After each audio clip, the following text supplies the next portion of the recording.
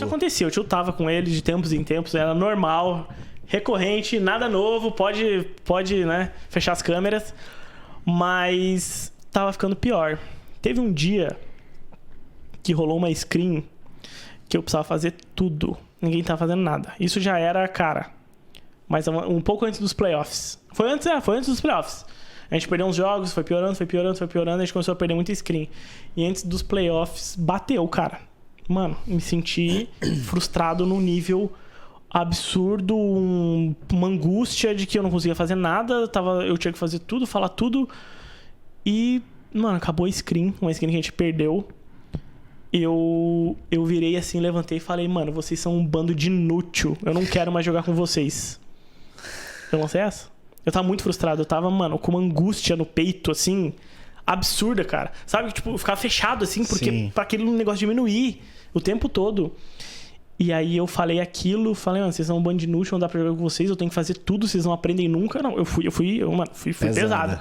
Eu fui pesado. E aí eu peguei e saí da sala e marquei uma conversa com o Corradini, conversei com o Corradini e falei, cara, não sei, tô me sentindo muito mal, não sei se é alguma coisa como depressão, eu tô angustiado o tempo todo, triste, não tenho vontade de levantar da cama, não tenho vontade de treinar, eu faço no automático. E aí fui, né, falar com a psicóloga, aí ela deu um diagnóstico inicial, que provavelmente eu tava com depressão, eu tinha que me tratar, procurei um psiquiatra, e aí lá no psiquiatra ele deu que o meu tava com um quadro clínico de depressão profunda, e não se sabia ao certo o motivo. Aí rolou algumas conversas com ele e ele chegou a... É muito bizarro isso. Ele chegou à conclusão que eu tive um negócio que se chama síndrome da trincheira. Que eu não tinha um problema... Tem impressão psicológica e química, né? O que aconteceu comigo foi o seguinte, eu tinha níveis de cortisol muito alto, aí quando eu falar qualquer coisa errada, tu me corrige, Diogo. Cortisol mesmo. Nível de cortisol muito alto por causa do estresse. E o que acontece? Depois daquele ano inteiro, eu simplesmente cortei minha atividade, que me estressava. E ele disse que, de certa forma, o cortisol ele começa a consumir tua serotonina. Quando que é o negócio da trincheira, que ele falou, mano, que às vezes os soldados estavam lá na trincheira, no meio da merda, comendo rato, dando tiro, eles estavam de boa, eles iam pra casa, passavam um tempo, eles entravam em depressão, que é algo meio que o teu corpo ele não sabe o que fazer, sabe? O cortisol ele te destrói quando ele não tá sendo usado.